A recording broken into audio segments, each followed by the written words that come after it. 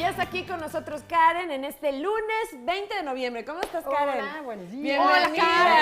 Hola, Karen. Buenos días. Pues buenas nuevas, ¿no? O sea, buenas claro nuevas. que nos dejó cosas nuevas la Revolución Mexicana. Creo que nos dejó, por supuesto, más cosas buenas que malas. Sí, totalmente. De hecho, en la introducción creo que lo mencionaste muy bien. Había un proyecto de país, ¿no? Un proyecto de nación muy incluyente en aspectos fundamentales como la educación. Lo hemos platicado en nuestros espacios muchísimas veces, ¿no? ¿Cuánto desestimamos tengo que ir a la escuela? ¿No? Se nos olvida valorar lo importante que es la escuela. Y antes de la Revolución, la escuela estaba restringida solamente para unos cuantos. Claro. Algunos que tenían recursos, algunos privilegiados. No era una posibilidad para todos. En cambio, con la Revolución sí venía este pensamiento, esta gran apuesta a como pueblo ser todos productivos, todos contribuir justamente al mejoramiento del país, del mundo. Que es justo la educación lo que te da la libertad, ¿no? Sí, o sea, una cosa viene de la mano de la otra, ¿no? Puedes hablar de que hay libertad de expresión, pero ¿de qué te vale que haya libertad de expresión si no tienes nada que decir? Oye, es No, interesante es porque también, estamos en ¿no? Incluso se descubrió, o por medio de la libertad de expresión, que justo tras este movimiento, pues resurgió, ¿no? Una de las primeras reporteras, famosísima, ¿no? María Luisa Ross. Sí. Que también le dio la vuelta al mundo el ser la primera reportera de poder expresar todo esto a través de la noticia, ¿no? Claro, y ella era un ejemplo de a lo que se podía aspirar, ¿no? En ese momento. Mujeres y hombres por igual. Y era niños. mujer, que era lo más interesante. Claro. Fue muy interesante porque después de la Revolución, ya en el gobierno de Álvaro Obregón, el que era rector de la Universidad de México, José Vasconcelos, es escritor y filósofo, a él lo comisionan, se forma la institución, la SEP, y él queda como el secretario de Educación Pública. Y trae todas estas ideas incluyentes fantásticas. Es justamente cuando él está a cargo de la SEP que se decide que la escuela va a estar abierta a todos, no únicamente en las ciudades, ¿no? Se concibe incluso el proyecto de llevar las escuelas rurales. No había suficientes maestros, se tuvo que acudir a algunos voluntarios que no necesariamente tenían la profesión de.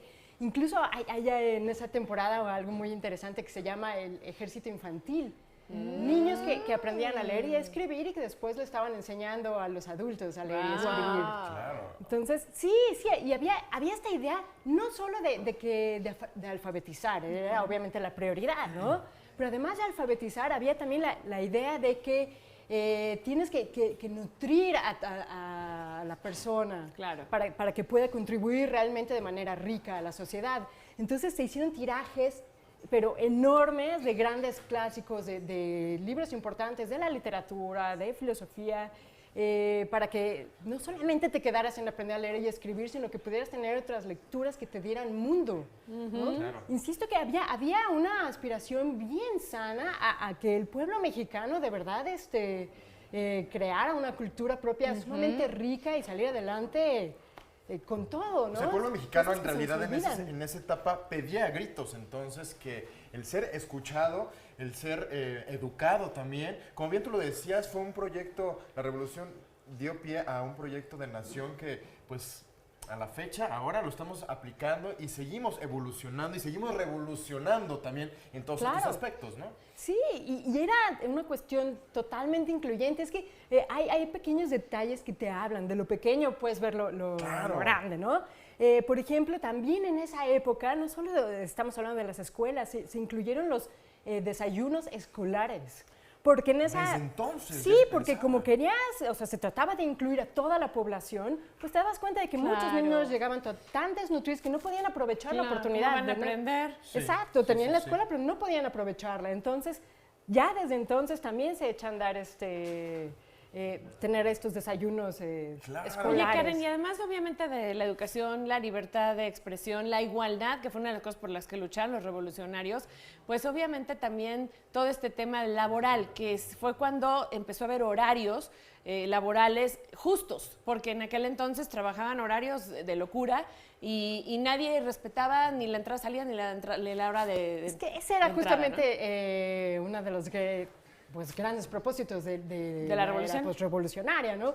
Que ya no fueran solo unos cuantos los que dictaran las formas y la mayoría estuviera trabajando estas jornadas sin cuestionar, pero es que si no tienes herramientas para cuestionar, no puedes cuestionar. Claro. Justamente, sí, las jornadas de trabajo de 8 horas Así es. se establecen a partir de la A partir de Revolución Mexicana. entonces. Sí, y es importantísimo. Oye, Karen, y algo importante también, ¿no? Me parece, o si no, corrígeme, que durante el gobierno de Álvaro Obregón se crea la Secretaría de Educación Pública, ¿no? También eso es como que lo que impulsa y lo que da pie a mejorar y a hacer, como tú dices, Sí, claro, inclusión por primera en la vez, educación. Por ¿no? primera vez ahí hay todo un control federal en cuanto a la educación.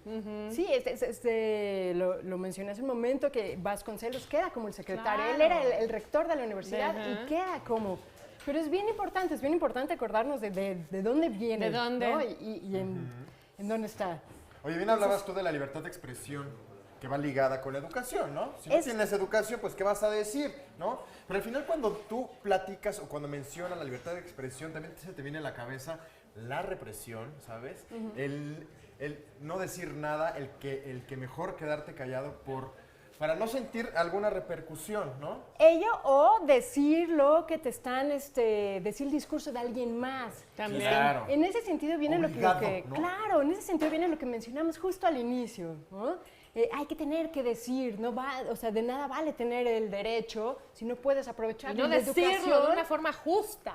Pero la educación eso es lo que nos regala, ¿no? Nos Claro. regala ese criterio. Las bases. Sí, Claro. sí. Karen, pues muchas gracias. Gracias, Karen. Karen. Gracias, Karen. Gracias a estas los buenas revolucionarios, nuevas, claro. oye, vaya que nos dieron la Que gracias a herramienta por ellos excelencia. Tienes y tenemos algo que decir, Exacto. ¿verdad? Muchas gracias, Karen. Gracias, Excelente chicas. día. Igualmente. Gracias. Y bueno,